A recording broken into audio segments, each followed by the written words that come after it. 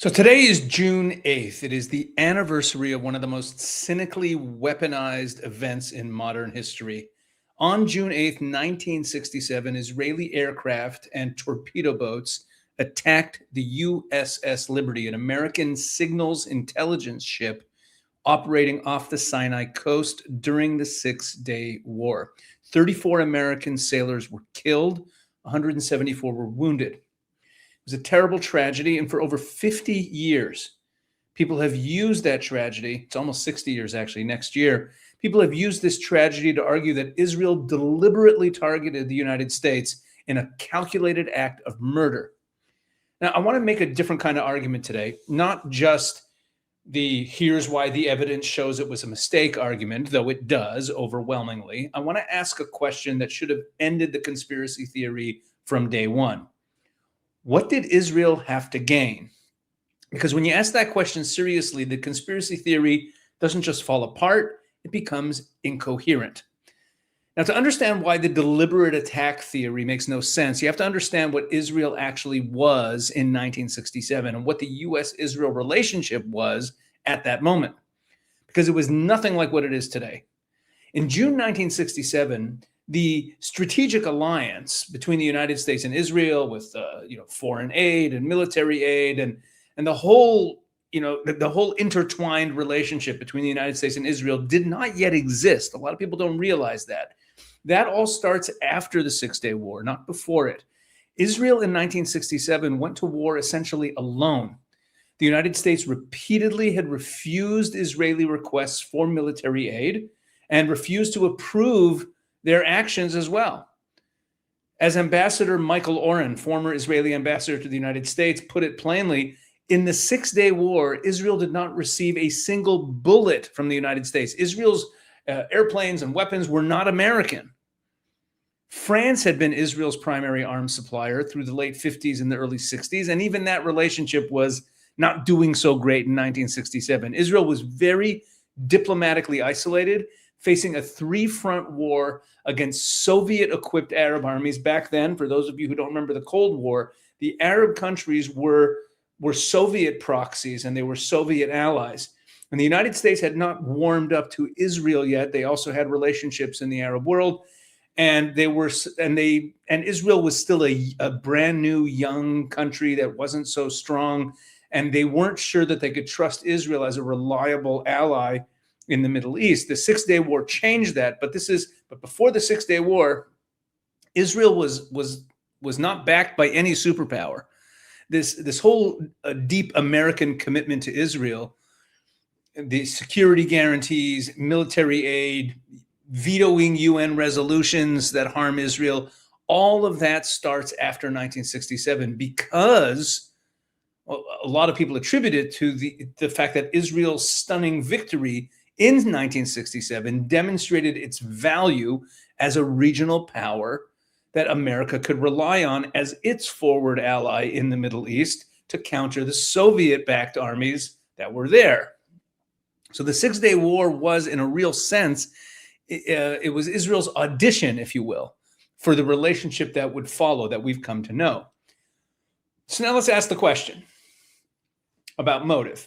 Israel's in the middle of the war that will define its strategic future. Okay, it's fighting without American military support, and it's hoping to emerge from it in a position to finally build a deeper relationship with Washington. And someone proposes deliberately attacking an American ship and killing American sailors, because that's what the conspiracy theorists claim. They claim that the sailors were killed intentionally. Now, what's the conceivable logic here? Let's play it out.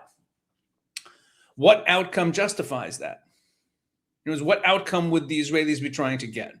What does Israel gain that's worth torching the relationship that it's trying to build because they were courting the Americans? Why would they do that? Now, there are theories, but none of them make any sense.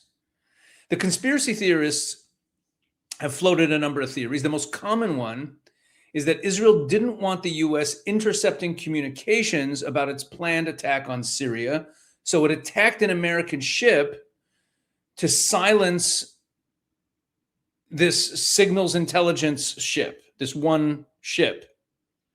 Now think of what that actually means. Attacking an American naval vessel would not stop U.S. intelligence collection. The U.S. had other platforms in the region. And the moment that Israel attacked an American ship, Washington would be paying far closer attention to everything Israel was doing, not less. Right? You don't keep secrets by starting a kinetic confrontation with a country whose support you're trying to win. And in any case, if that's what Israel was trying to do, then it was a complete failure because Israel didn't sink the Liberty. The ship did not sink. The ship survived. So under this theory, if we follow this out, Israel committed an act. They killed soldiers, and the objective of the act, which was to sink the Liberty, was a failure.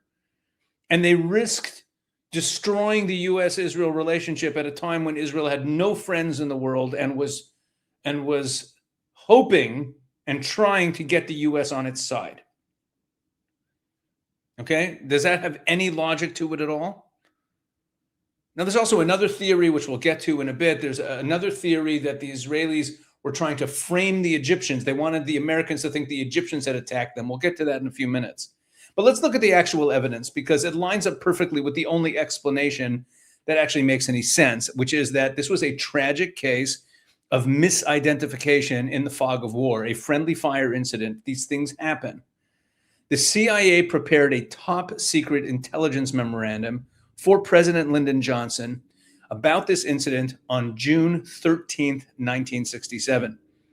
Just 5 days after it happened, they drew on all the available sources, all the available people they interviewed, but they also included intercepted Israeli communications.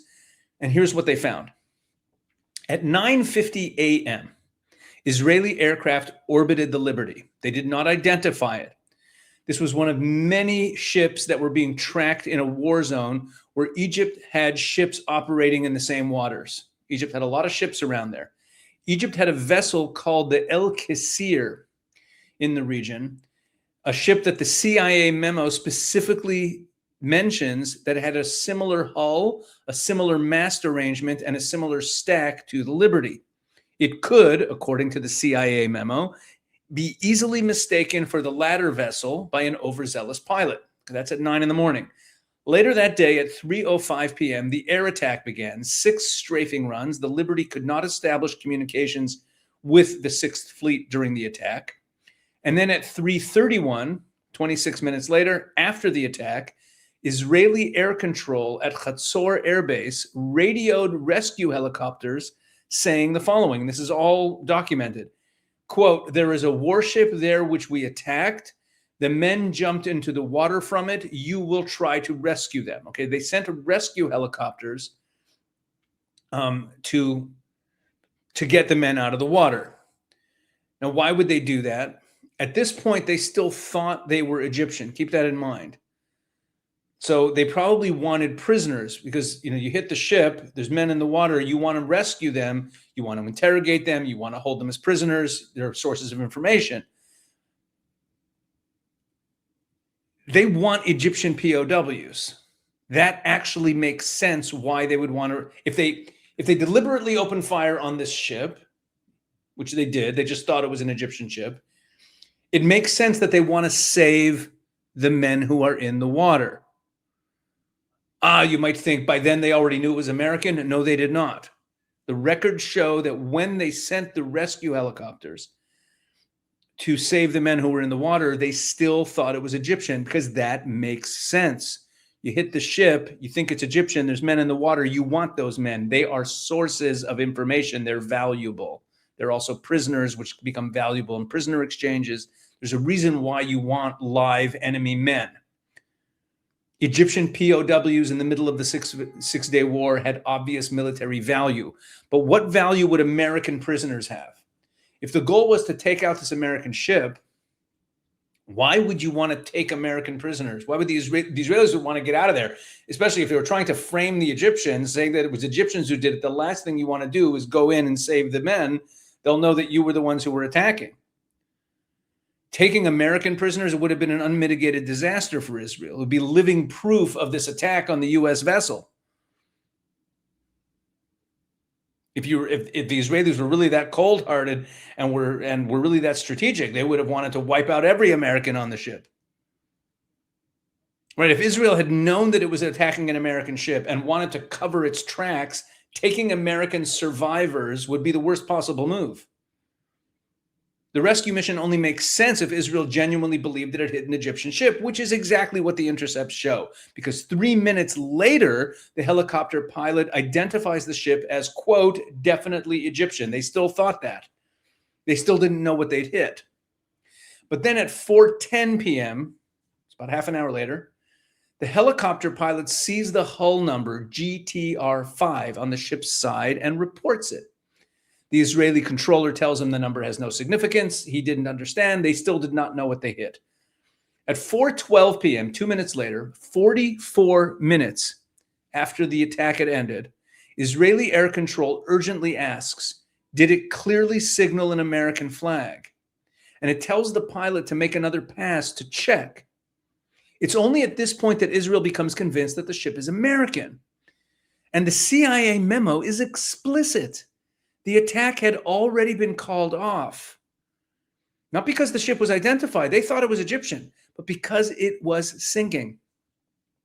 At 5:15 p.m., 5:14 p.m. actually, so 1 hour after that, Israel contacts the U.S. Defense Attaché in Tel Aviv.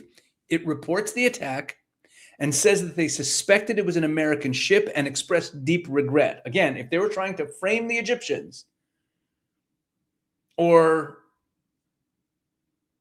or drag America into the war somehow or prevent an American surveillance ship from conducting surveillance, this was a total failure. And why are they reporting the attack to the U.S. Defense Attaché? Now, here's the detail from the U.S. Navy Court of Inquiry that I find most striking of all. The court found that during the torpedo boat attack, because there was initially strafing from the air, and then along came a torpedo boat, okay? During the torpedo boat attack, the Liberty's own commanding officer, the captain of the ship being attacked, considered that the aircraft and boats might be Israeli and that the attack might be a mistake. He yelled to his gun crew to hold their fire. In the middle of the battle, the man being attacked thought this might be a mistake. This is not the conclusion of a conspiracy theorist. This is the real-time judgment of the man under fire at the time, recorded in the official U.S. Navy record, that he thought it was a mistake. One more theory, the theory, again, there's the theory that they wanted to take out the U.S. surveillance ship, and then there's the theory about Egypt. So I want to talk about this Egypt one. And I want to credit this point to Cam Higbee. He's a journalist and a popular YouTuber. He's a friend of mine, and he's covered this topic pretty carefully. So the theory goes, again, that Israel attacked the Liberty intending to frame Egypt, to make it look like Egypt sank an American ship and drag the U.S. into the war on Israel's side. And Cam has debated, like the head of the U.S. Liberty Veterans Association, the Liberty Veterans Association, who is adamant that Israel did this on purpose. And you can find it on YouTube. It's a fascinating debate. But that's the theory. Okay, the theory is, again, that Israel wanted to sink the Liberty, which they didn't. They wanted to sink the Liberty and frame Egypt and drag the U.S. into the war. But here's the problem that Cam pointed out. By June 8th, the day of the Liberty attack, Israel had already destroyed the Egyptian Air Force. Israel destroyed 90% of the Egyptian Air Force on the first day of the Six-Day War. On June 5th, Israel wiped out hundreds of Egyptian planes on the ground in a matter of hours. By June 8th, Egypt didn't really have an air force. So if you want to frame the Egyptians for attacking the USS Liberty, that's not really going to work because the attack was from the air. How does an air attack on an American ship get blamed on Egypt when Egypt had no planes? Never mind the fact that the planes that Israel was flying were French planes and the Egyptians flew Russian MiGs. So how would this framing even work? Right? I mean, there were no Egyptian aircraft capable of conducting it. The entire premise of the framing theory collapses the moment you know the most basic facts about the timeline of the Six-Day War. And the Egyptians surrendered. They surrendered early in the Six-Day War. The war kept going with Syria, and Jordan surrendered, I think, a day later. But the Egyptians surrendered like later that day, the same day as the attack on the Liberty. So the whole thing doesn't make any sense. Look, there was a whole bunch of American investigations of this over the years. They all reached the same conclusion. The U.S. Navy Court of Inquiry convened within 48 hours of the attack, took testimony from 19 witnesses. It's 158 pages of official record, and found the attack was a case of misidentification. The Joint Chiefs of Staff fact-finding team, in a classified memo to the Secretary of Defense, McNamara, found the orders directing the Liberty to move 100 miles from shore, but those orders never reached the ship before the attack. They were delayed due to a human error and a bureaucratic confusion. It was not a conspiracy. Clifford, one of the most respected foreign policy figures in American history, was personally directed by President Johnson to examine the attack. And his conclusion, mistaken identity. And in 2003, many years after the attack, the NSA, whose own personnel were aboard the Liberty, declassified and publicly released all the material related to the attack, including the intercepted Israeli radio communications. You could read all this stuff. I'm going to include links to some of these key documents in the comments to this video. Maybe in the description. I'll see. I'll try to get it in there. Those intercepts confirm exactly what the CIA found in 1967. Israeli forces did not know what ship they were attacking. It was a fog of war. They did not know what they were attacking, and they spent the aftermath desperately trying to find out. The conspiracy theorists say all of this is a cover-up, so you can never convince them. They say, "Oh yeah, all the documents are fake, and they're all a cover-up, and the testimony was doctored." But think of what that requires you to believe. And this gets into the whole point of this video about the motive. You have to believe that the U.S. Navy, the CIA, the NSA, the Joint Chiefs of the U.S. military, Clifford, and President Johnson himself, none of whom had any reason to shield Israel. Israel was not yet an American ally. That they... Especially, they wouldn't shield Israel at the cost of 34 American sailors. They didn't have the relationship that we know today as the U.S.-Israel relationship. You have to believe that all of these entities and all of these people all coordinated a lie. And then the NSA decades later released the very intercepts that confirm the misidentification. This is not how cover-ups work. And when the evidence runs out, the conspiracy theorists always reach for their last card. Israel controls the U.S. government, and that's why there's been a cover-up. That's how they explain away every investigation, right?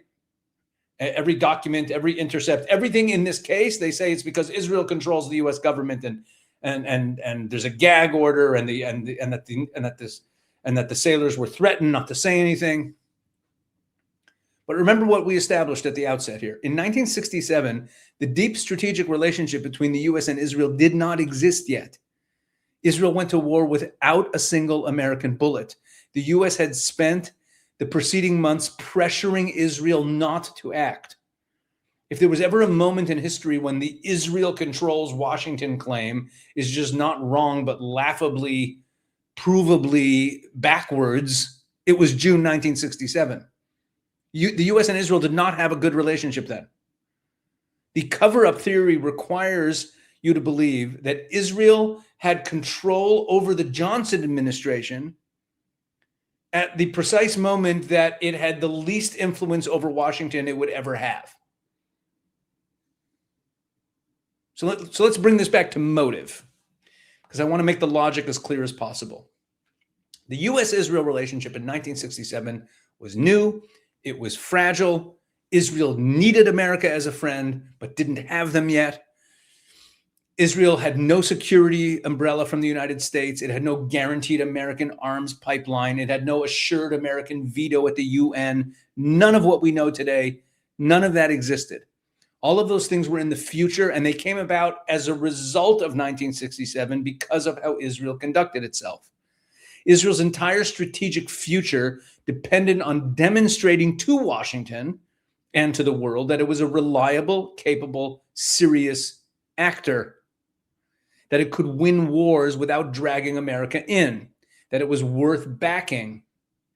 Deliberately killing American servicemen in the middle of that would have been the single most self-destructive act in Israeli history. And again, if they were trying to sink the ship, they didn't even do that.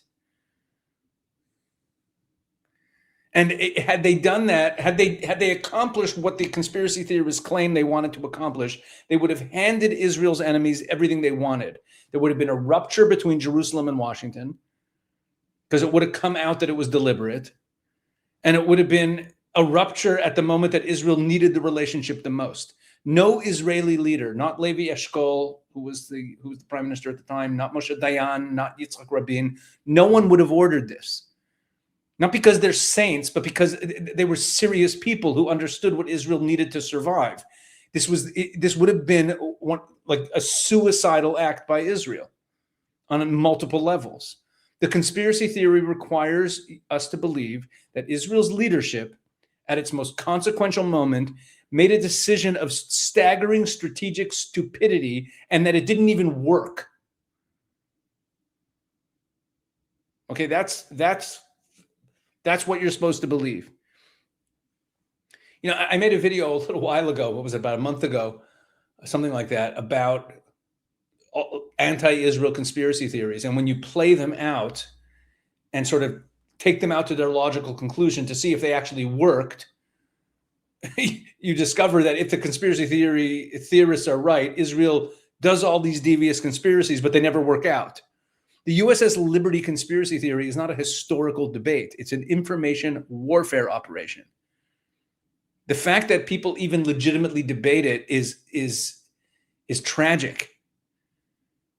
The purpose of this op is to plant a specific idea in the minds of Americans, especially veterans, military families, people who are otherwise sympathetic to Israel, and that is that Israel murders American soldiers. Never mind the fact that we're talking about something that happened 59 years ago. The idea that it has anything to say about the current U.S.-Israel relationship is nuts. But be that as it may, this thing gets recycled all the time. You hear it brought up in all kinds of public forums. And that's why I'm talking about it today on June 8th. But that's why they amplify it. They amplify, white nationalists and Iranian state media and just the anti-Israel wing of the America First movement. Everyone loves to talk about this. The USS Liberty, whatever, it serves their purposes. Look, the 34 American soldiers who died on June 8th as a result of this terrible, terrible error on June 8th, 1967, they deserve better to have their deaths used as a weapon by people who have no interest in them whatsoever. They're props in someone's information war. The historical record is clear. Israel had nothing to gain and everything to lose by this. The evidence from American intelligence, from American military investigations, from intercepted Israeli communications, all confirm what the Liberty's own captain concluded at the time when it was going on, that this was a terrible mistake. And it was born of the fog of a chaotic three-front war. That's the truth. Look, the sources that I've cited here, I'm going to put them in the description. The CIA top secret memo prepared for President Johnson, the U.S. Navy Court of Inquiry record, the NSA-Declassified Israeli radio intercepts, the Joint Chiefs memo to McNamara, and the Clifford report. They're all publicly available. You can read them yourself. So it's June 8th. I thought this was worthwhile to go over this because you hear about it a lot. I hope you found this useful. And let's focus on truth. God bless.